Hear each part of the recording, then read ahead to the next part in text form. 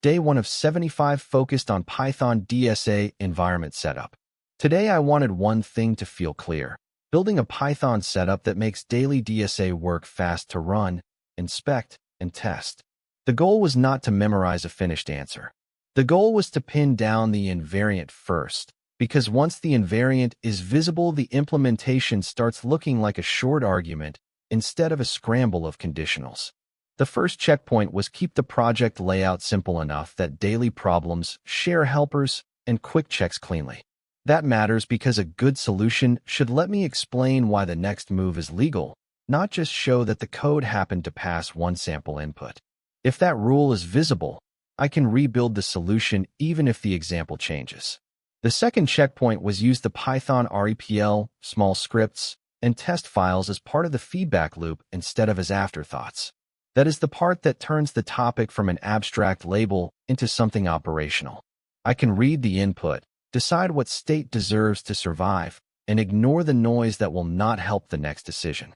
The implementation shape only earned trust once I kept returning to the last rule.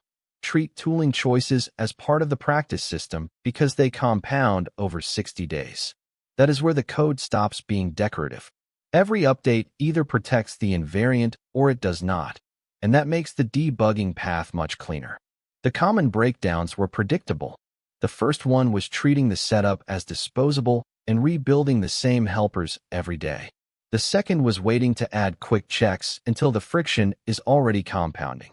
Those mistakes look different on the surface, but both come from letting the state drift away from its original meaning. I also wanted a compact practice plan, not a vague note to solve more problems later. My rule was to state the invariant, trace one tiny example, and then confirm that each update still tells the same story. That kind of drill is small enough to repeat, but strong enough to expose weak reasoning quickly. What helped most is that Python DSA environment setup now feels like a repeatable decision process. If the input changes a little, I still know what question to ask first.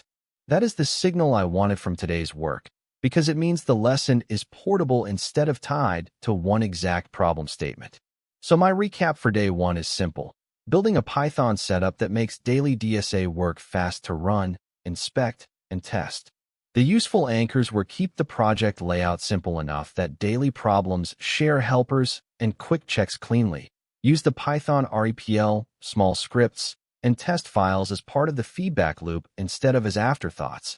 And treat tooling choices as part of the practice system because they compound over 60 days.